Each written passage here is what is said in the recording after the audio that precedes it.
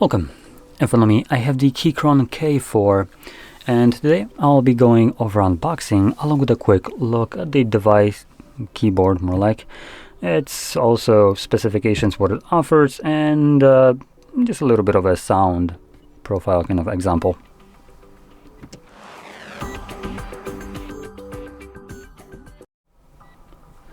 Okay, so before we get into this, let's first talk about the switches. So we have some banana tactile KEYCHRON Super Switch, which you can see right here. That's what we have. Now if we flip it over to the back, we have a bunch of information just neatly laid out.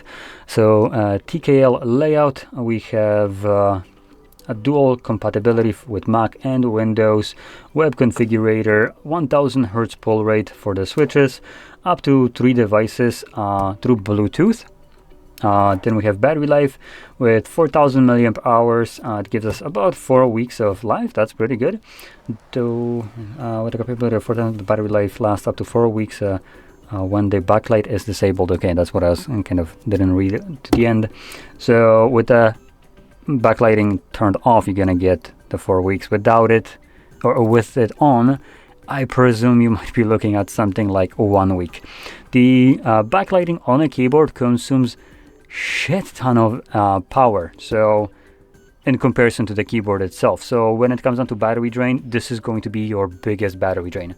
I personally don't care that much for backlighting, so I like to turn it off to get better battery life. But hey, if you got it and you like it, that's fine.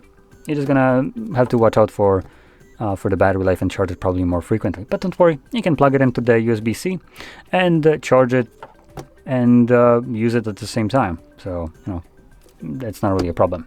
And then lighting effects, we have 22 plus lighting effects to choose from.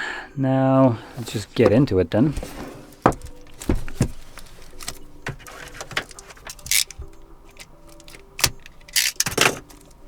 There we go.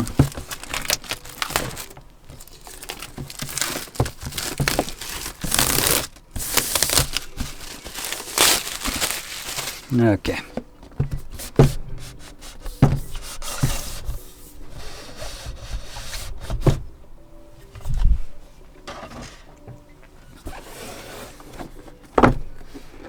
Packaging, superb. Looks super clean. Yeah, that's a bit different. So we have just a little bit of foam right here, a little bit because other ones actually had similar to what we have right here as cover. We have quick start guide. It tells us that we can also swap out the buttons right here, as it comes with as switchable ones. The ones that are here already are basically for Mac with the all or options, the Mac key, and again options, and yeah. So you can replace those for normal Windows keyboard keycaps. And here we have KEYCHRON, so it tells us that we are using the whatever that was that I read before. Now, for some reason, in terms of packaging, this seems as the kind of lowest quality of it all. As I do have also 2 more keyboards around here, which I'm going to bring up in a second. But anyway, here we have the keys that I mentioned before. We have a Type-C to Type-A. The Type-C is angled 90 degree, pretty good. Oh, and also, which I didn't actually mention in any of the 2 other unboxings, cable is braided. Super nice. Then we get a screwdriver along with a Allen key and a keycap puller along with the switch puller. And that's it. So let's whip this out. Now at the bottom right here we also have a manual. I'm pretty sure we all know how to press keys. Okay, so getting in here. Okay, for some reason enter, it's kind of popping off. Wait, that's enter? Yep, it is. There we go. That's a little bit better. No, this also.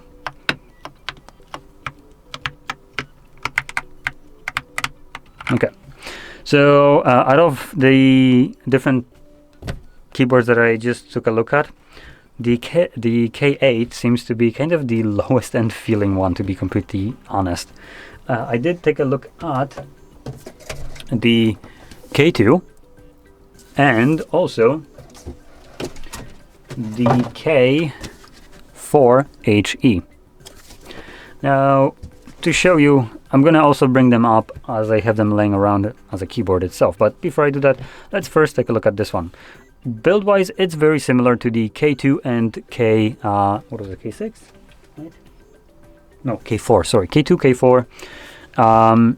As it does have aluminum sides, plastic bottom. This one seems a little bit more hollow compared to the other ones. Also, we have the little kick feet right here, 2 levels. You can see. On the side, we have our Type-C. You can get the light, there we go, Type-C. Along with our Mac Windows switch, so this is this one. And then we have the Bluetooth off and wired mode. And when it comes to the middle switch, or the top switch or whatever, the Windows Mac, I don't think it really serves that much of a purpose. Even if you have it in Mac, I'm pretty sure it works just the same way. So I'm not really sure what the benefit of it is. Now, when it comes onto the keyboard, this sounds the most hollow. So you can hear this.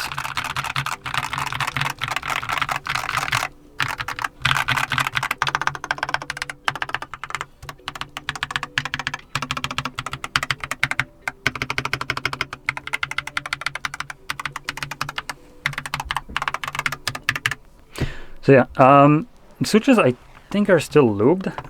There we go, let's take a look. Yep, so the stabilizers are definitely lubed, I can see that. If the light can actually shine correctly, so you can see the white stuff right there. That's maybe not lube, but that's well, it is just kind of lubricant for the stabilizers. It does dampen them when pressing them, so that's good. Also have a little marking right here.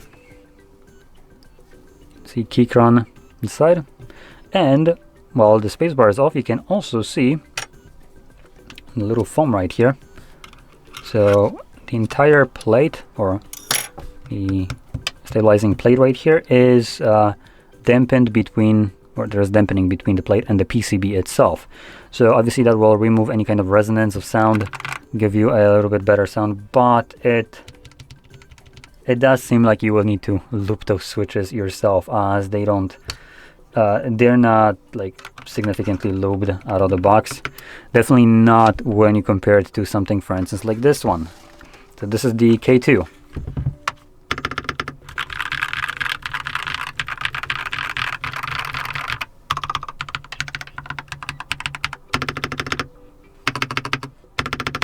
Actually, I just feel like this one is a little bit better. And let's also bring this one. This one's the biggest. This one sounds the best.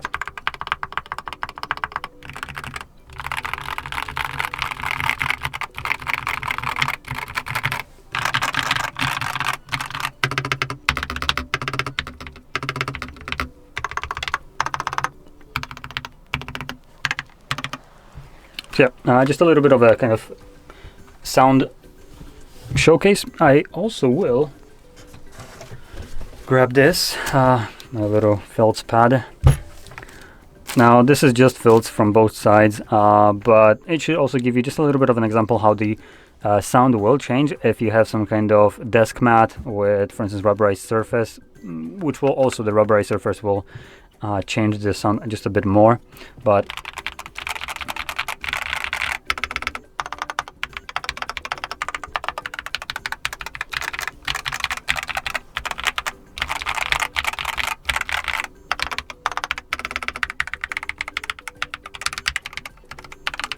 now, just like before, let's also give you an example of this, how this sounds.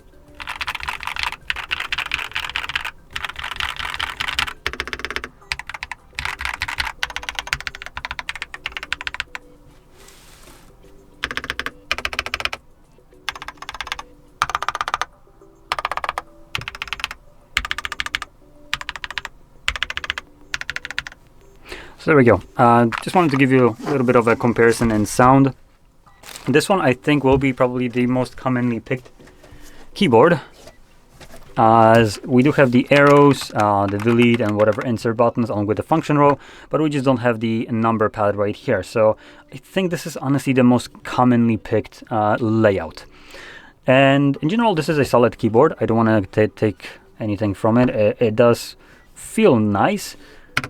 First, just for me, it sounds a little bit less premium, less nice compared to, like I for instance mentioned, this one. Something about this one just feels a little bit like it's just a step above this one. The keys seem more lubed. The profile seems nicer, as in sound profile. It does have this talk that I personally like. So yeah, this one is solid. Now the big one that I showed also has a little bit of an advantage, as it is not only a nicely lubed keyboard, like this one is the nicest of them all, but it comes with the 3 different Bluetooth along with the 2.4 gigahertz dongle. So you don't need to use Bluetooth, you can actually have it through a dongle, which might give you a better response time. And these keyboards already have 1000 hertz pull rate, which Bluetooth wise, I don't know if you would be using that. This primarily will be through the cable and partially through the 2.4 gigahertz dongle. So additionally, from the 3 keyboards that I have right here, just like the small one, so these are just normal kind of keyboards, while the big boy, what was that? For the love of God, I can't remember the names for them. Which one was it? This one? Yeah, this one. So this one is a wireless magnetic switch keyboard. So we have magnetic switches right here, and this will give you just a bit longer longevity of the switches themselves, better precision. It's basically Hall effect almost. I mean, it's magnetic. While this one, I don't think I had anything like that, right? So TKL wireless keyboard, and yeah, so nothing really special right here.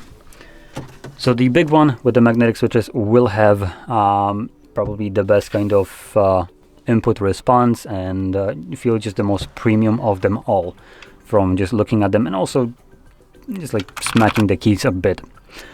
Still solid choice, and if you're looking for a keyboard, this one does sound good, just not as good as the 2 other alternatives that I took a look.